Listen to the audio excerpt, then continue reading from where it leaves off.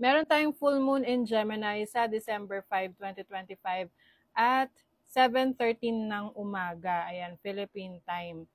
So, paalala lang, this is my only account, Mystic Queen PH, at Mystic Queen PH, yan yung username ko.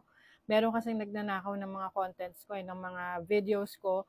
So, ito lang yung account ko, okay? Huwag kayong magpalinlang sa mga magnanakaw ng videos. It shows their integrity and what kind of person they are, okay? At huwag kayong makipag-transact sa mga taong ganon. So, yeah, this is my only account. Okay? So, let's begin. Yeah, meron tayong full moon in Gemini.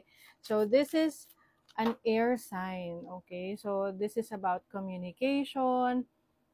Maaring bantayan nyo yung inyong yung inyong emotions kasi maaring yung emotion nyo maapektuhan yung inyong communication na pwedeng meron kayong mga masabi na hindi nyo naman minimin or meron kayong taong masaktan yung damdamin, ganyan. This is also about speaking your truth. Okay? So, maaring meron ditong maraming mga revelation, no? Ngayong full moon in Gemini about ano talaga yung katotohanan sa isang sitwasyon, pwedeng sa collective, pwedeng sa personal nyong buhay. Okay? So, let's see. Meron din kasi tong about the past, meron tong challenging aspect. May square yan sa South Node, which is about the past. So, maaring merong mga marireveal na mga nangyari sa past na ngayon lang malalaman. Diba? Ano pa? Yeah. Tapos, alam nyo, yung energy ng na yan, yung mga revelation na yan ng past, it is meant to be revealed kasi yan yung magiging guide mo para sa future. Whether, you will stay in the situation or aalis ka na. Kasi full moon is also about endings. Let's see. Hermit. Okay, so this is Virgo energy. Maaring meron kang self-reflection na gagawin, no, about your situation, kung masaya ka pa ba sa sitwasyon mo, sa relationship mo, sa trabaho mo, sa mga ginagawa mo. This is also about, having that peace of mind na mas gusto mo ngayon na meron kang kapayapaan ng isip, no? Maaring yung iba sa inyo mag-isolate, di muna kayo makikisalamuha sa iba, dahil meron kayong gustong pagnilay-nilayan sa buhay nyo.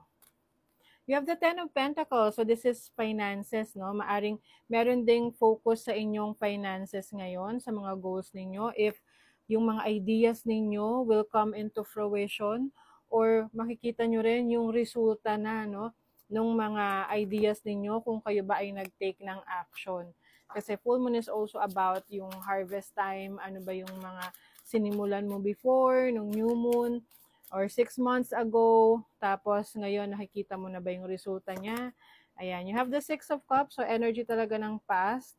Maaring meron dito mga magne-message na galing sa past, yung mga taong hindi mo na nakakausap, or ex might be coming back. Although si Mercury ay hindi na siya naka-retrograde, pero recently lang siya nag-retrograde.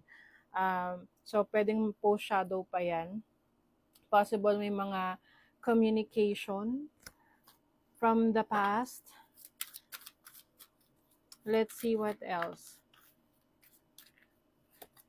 You have the Six of Pentacles. So this is bringing balance into your finances, into your resources. So maaring ngayong full moon in Gemini, meron kang mga susubukan ng mga bagong concepts o kaya mga ideas on how to make more money para mabalance mo yung pasok ng kaperahan mo.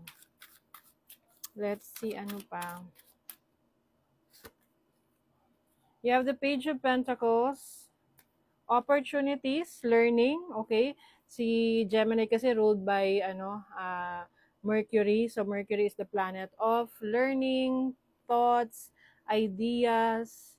Ayan. So, maaring may mga bago kang ideas, especially sa business o kaya on how to improve yourself, may mga studies.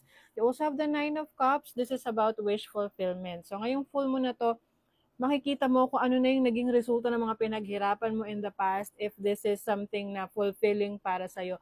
But definitely, some of you will experience fulfillment, satisfaction doon sa mga goals ninyo. So, ang pinaka maapektuhan dito ay yung mga merong cancer placements, no? Especially mga cancer risings. Tapos, Gemini, no? Gemini energies. Also, since this is ruled by Mercury, pati yung Virgo rin, no? Virgo energies. Virgo, lalo na, si Virgo ngayon ay, si Virgo, si South Node ay nasa energy ni Virgo ngayon. Yan. And also the North Node naman is Pisces. So, Virgo and Pisces energy. So, maaring kayo ang mas maapektuhan nitong full moon in Gemini. Ayan. So, that is your reading. Thank you so much. Please like, share, subscribe para lagi kayong updated sa ating mga readings. Thank you and bye!